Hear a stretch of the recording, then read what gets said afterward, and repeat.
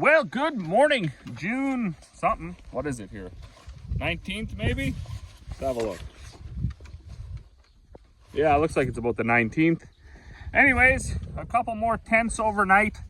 So we are not overnight, sorry, this was yesterday that happened. We are not at the 1.25 inch yet. However, it is trying to sprinkle whatever right now. Very overcast, the grass is quite wet. The dew has returned, so in the mornings, even if it doesn't rain at night, the grass is just soaked. You can look at your boots and see. So anyways, that's something. I'm not even sure where we left off that last video, whatever you just watched. We had a kind of a busy weekend, busy last week. We were out spraying our peas. They are, I don't know, they look okay. Nothing this year looks really, really good, but they look okay. And then yesterday, I was debating going to spray, so I cleaned out the sprayer, rinsed it all out, checked all the nozzles, made sure none of them were plugged, and then it kind of stayed wet all day, so instead of going spraying, I got this truck going, I got Old Red going, and then I put this windrower back on this rock picker. So we took it off because it adds quite a bit of weight, and if you're not using it, it's actually easier just to drive around with the rock picker and just forget about the windrower part. But because I am, I don't know, a glutton for punishment, I suppose, I thought we should put it back on, because when we had it on last time, I was quite a bit younger and probably didn't give stuff the attention it deserved. But with all the adjustments on all the wheels, and there's a gauge wheel or caster wheel that goes back here, I'm sure a guy can probably get it to work. So after I bag up some feed here, I'm going to work on that for a little bit. And then this afternoon, if it's not raining, we'll go out and we'll start spraying our canola. So we haven't done any cereals yet. The first thing we did was the peas. I'm gonna walk out here in the wheat right now. I guess Corey was just in town this morning picking up chemical for the canola. And I guess she was saying at the local retail outlet there, nobody's spraying. Apparently their shed is right packed full of chemical. And normally this time of year, they're getting down to the back walls. So the problem is very much widespread. It's not specific to anywhere. Some areas are definitely hit harder than others. And then when she was there, they were claiming that there's some folks around here that have already said their wheat is heading out. So now this is a spot where the wheat came the quickest and the best. And yeah, look at that. Total disaster. So this is going to be super short if it makes anything at all. But it's already headed out. When you have wheat head out in the 20th of June, you can pretty much expect that that's not going to be very good. And further to that, how do you even spray it now? So lots of this stuff doesn't want to be, you can't really do a bunch of spraying into once it's headed out or anything like that. This is an actual nightmare. It's only how tall is it? Halfway up your shin. And it's all, what are we having here? 1, 2, 3, 4, 5, 6, 7, 8, 9, 10.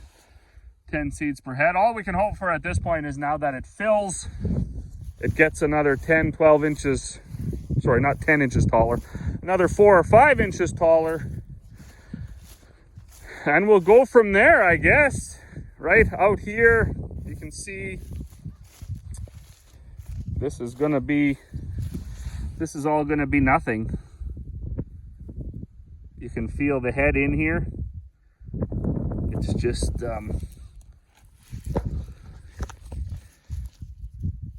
an absolute disaster. In this inside here, you can feel the head getting ready to push out. So I guess could be time for the disc, not the sprayer. Here's another one that's swole right up. So now I guess we got to read in the book, but I know your spraying options basically go to 0 if your wheat is headed out. And crazy enough though, there's hardly anything growing in this field anyways. Not just on the wheat side of it, but on the weed side of it too. There's just nothing,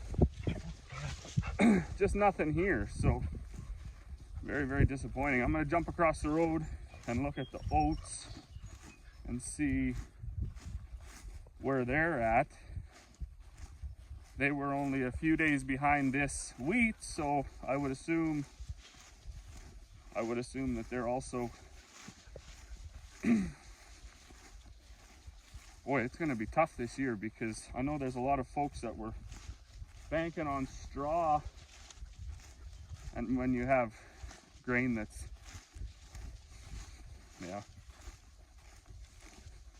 10 inches tall, how are you supposed to get any straw out of that? Nuts. And this was just the difference this year, like where this crowned over into the ditch. Obviously these shanks maybe were seeding a little deeper, or the ground was a little more mellow. And you can see, the oats, they actually look quite good. There's big thick leaves, and a guy like this has got a little ways to go, and then right beside it, bang, these oats are just coming. So this is not ideal either. We're gonna have very, very, very much uneven everything this year. I'm gonna have to look back. I don't remember when the wheat headed out. The earliest I've seen it, I don't think it was in June though, but we will have a look. Got a little bit of a wedge here that I missed, I guess. That's fun. Should have been caught by my outside rows though. Anyways, where are these oats at? Let's grab some, see if they're gonna start heading out too or what. Decent enough roots on them.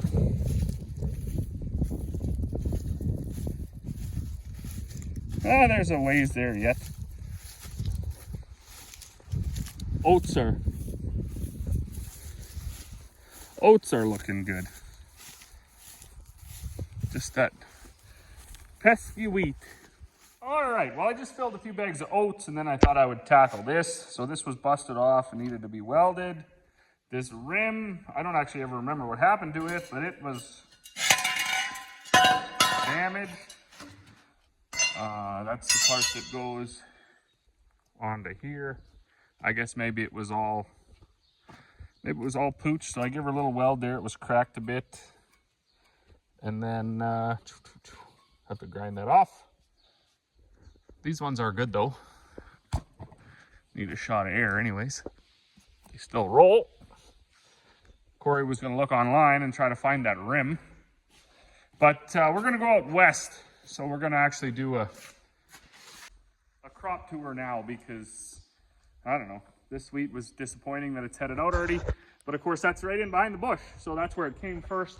That's where it grew the quickest. That's where the moisture was retained. I know out in the field, it's not going to be headed out very much, if at all. It's actually closer to being dead.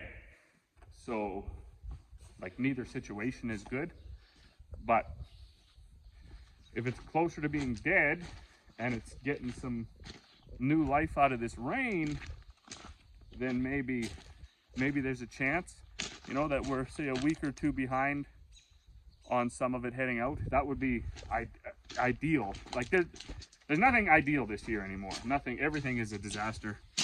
I don't know what's going to become of it.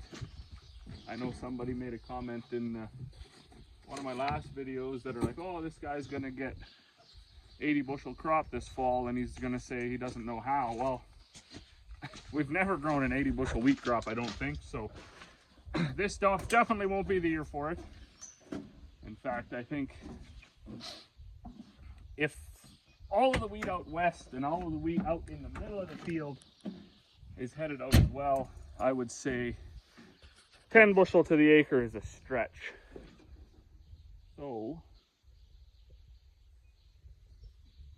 we'll see. Anyways, always lots to see. We're going to learn. This is going to be a year of learning. Of learning. Wheat out here, this was on pea stubble, and it was just super dry. So all this stuff, I assume, is dead and dying. Up right here, right? A little bit okay there for some reason, and then there's a big chunk in here that's no good. So I'm just gonna walk out. We were just talking about, you know, kind of spraying options once your wheat is headed out. And I think you go to zero. I'm not even sure. I gotta look in the book. But when you look, there's really nothing growing except for the odd thistle. Like, just nothing come this year. There was just no way for it to happen. So anyways, we're gonna come out here and we're gonna see if this is heading out. This is not yet. It's not even in, I don't think any of this is even in shot blades. So I could probably get out here yet and spray this one. But on the other hand too, like, we were hoping to wait till it was less stressed, because it's just, this is even taller, you know, this is already as tall as my shovel. So I don't know what this thing is. Must be 10 inches anyways. Oh no, there's a head right there. This is starting to head out too, but it is not headed out yet. Anyways, I don't see any heads anywhere. So it's possible. Let's kind of peel this guy open here.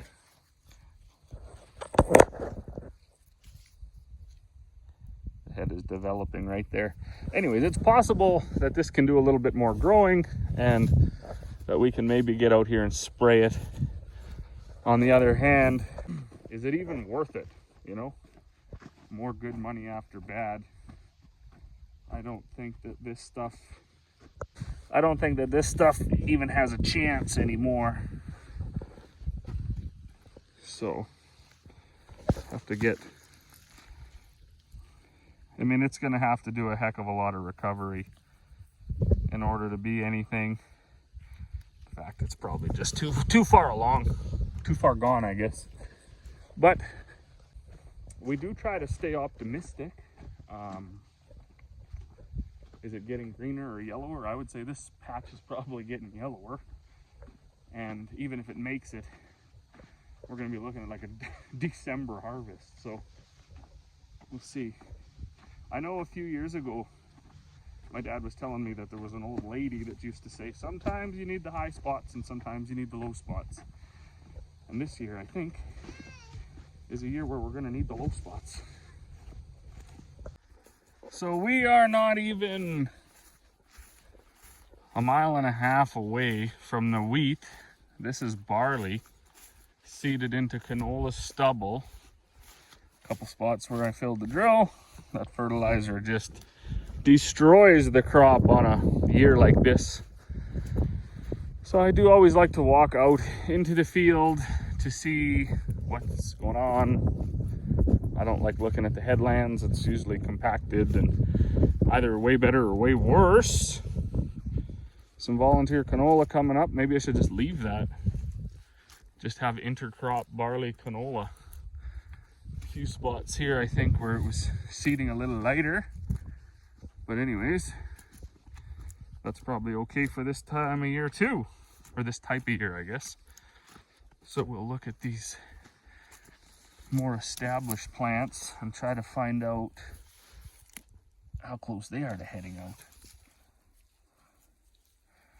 The neighbor was saying that the grasshoppers were out doing their thing, and I definitely see some chewed leaves for sure, but I don't see a whole bunch of grasshoppers. So this is the barley for some reason took the, hey, there's a grasshopper right there. Boom. Well, now he's dead. So anyways, we do have grasshoppers. I don't see the ground just alive with them. They are definitely hopping though. So that's another frustrating thing we'll have to deal with. Check out these roots here. This was all seeded to 1.5 inches, should have been anyways. That's what the drill was set at. Deepest that drill can go. There's some damage to that leaf. Stuff is tillering.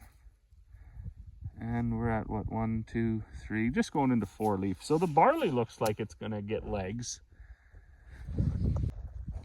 I suppose if the grasshoppers don't eat it all first.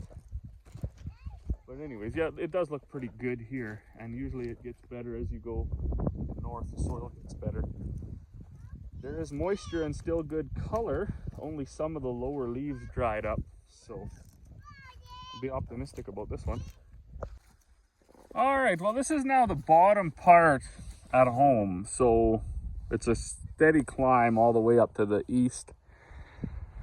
And of course, as you can see too, there's nothing real exciting happening here. Spots like this, you know, it's just kind of starting to come. But I'm also wondering at this point if that's maybe better that it's quite a bit later. We're gonna end up with 2 crops for sure. And I think what you have happen sometimes is if this crop here gets so ripe, you know, it'll just like fall over or whatever before the rest is ready. Now, I was trying to be optimistic over the last week here, talking to neighbors and stuff who showed up and saying, well, you know, the crop knows it's got to catch up, so it'll catch up. And I don't know if that's true or not. We just have to hope. So anyways, we are now outside of the headland. I'm gonna just walk up to this good tuft here and see if this stuff is also heading out. You can see a swollen, right? It's swole right here. The head is inside there already. And this plant is at what? It's got a couple of tillers, and then it's got 1, 2, 3, 4, 5. 1, 2, 3, 4, 5, 6 leaves. So we are not sure what the scoop is here. I'd be curious to know in this spot, say if there's still wheat that hasn't even germinated yet.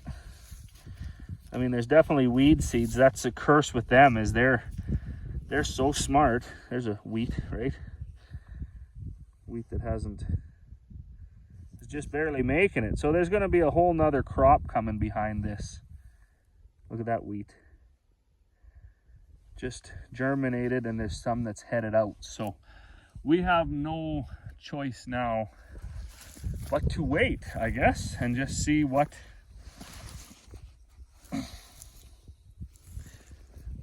happens. I know that it's not good. You have a leaf one like this, 1, 2, 3, 4, 5. This thing's gonna try to head out, and it's only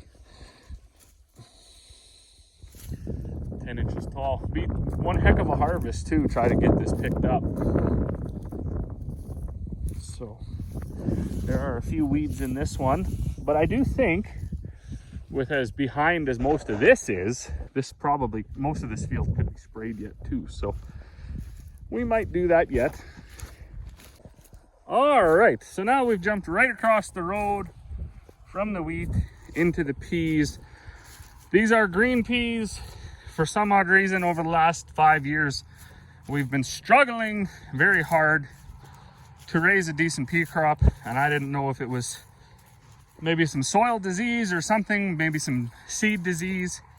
But I will say that I'm actually pretty content with the way this is already looking. So nothing's really good. And if you are watching and you are a farmer or you know about crops and you're like, what's he talking about? That's a disaster. Yeah, it is. Yeah, everything's a disaster. When you can still see dirt in your wheat field on the hills and the stuff down in the low spots heading out. And then there's, you know, there's grasshoppers to contend with, this, that, and the next thing. Yeah, nothing's very good. But the fact at all that we can see rows and that the peas look to be healthy enough, deep rooted, still into good moisture, even making nodules, I think we're gonna have to be happy with that. I did spray this, I don't know, a few days ago, so all of these weeds should be dying. This was about the dirtiest field we had, so it got a shot of Ransack. I think that's similar to Viper, and a pretty good dose of UAN. So hopefully over the next week here, this stuff all dies. We do find when you spray your crop and you, like, the weed growth usually stops instantly. So then that competition is taken away and you just get, you know, then the peas really start to go, or the crop, whatever it is, as soon as you've killed the weeds so they're not using any more nutrients or moisture, the crop really seems to take off. I mean, Dad's always said that too. The stuff seems to be really good after you spray it, but we don't know. This wheat, I think, is going to take more than a spray. So, no different than any of our other crops. We've got a million different stages of life out here. Also some grass growing. We got canola that's cabbaged out. We got canola that is barely even sprouted. It's just almost unbelievable. You can really see though where the swath laid. So obviously that was fairly important this year to have a lot of residue cover. I changed a few things this year, right? With the drill, with this, with that. And I think I changed too many things at once because it's really hard to see what's even going on anymore. Like, it's, you know, was it the different rollers that made it such an uneven emergence? Was it the drought? Was it, you know, it was seeding, because there's all along there's plants, boom, boom, boom, boom, boom, in every row. They're just, you know, why did they take so long to come? And then yet on this row, you know, little guy, little guy, little guy, and then this big guy. I guess we could check the depth of this one. Hard to tell really how deep he was, but I bet if you check the depth of these ones,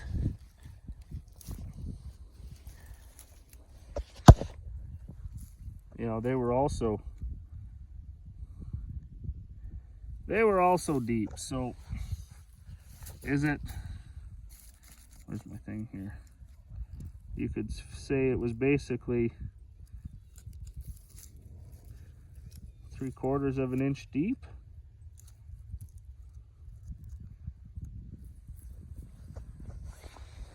Oh, super frustrating though. This is gonna have a whole long way to go to catch up. But it is there. So that basically rules out the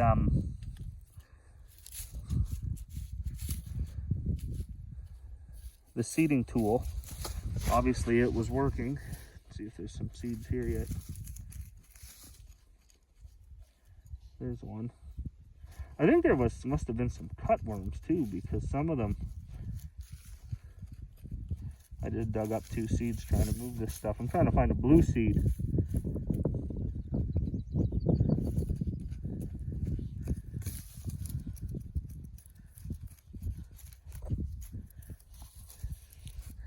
Let's see what the scoop is here. Was that one? It's gone now, even if it was. There's one. Chopped him off though. Or maybe the worm chopped him off, I don't know. I haven't seen any worms, and one year when I came out and looked, there was just worms everywhere.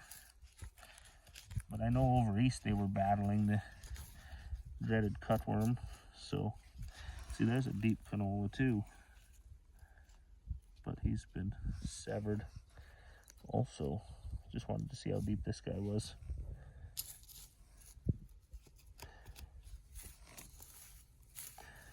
There's a few growing right there. So he wasn't too terribly deep, I guess. Maybe everything was just way too shallow this year. Couple more plants coming.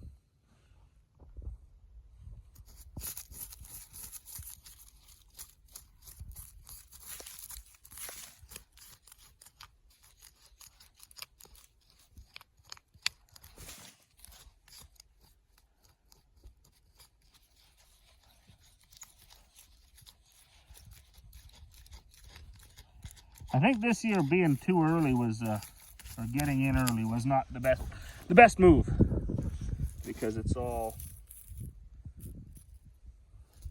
there, it's all coming. This one must have been a plugged run. I don't see nothing in this one. Some fertilizer. Oh no, there they are. So yeah, I mean there was seeds everywhere. Like I say, what separated the canola from being this big already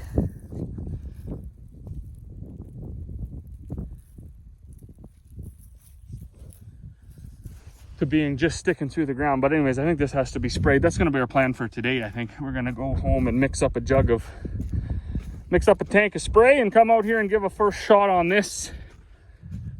This was a hay field when we bought it, so we plowed it back, and we've been kind of battling the grass and the hay and stuff like that for a while.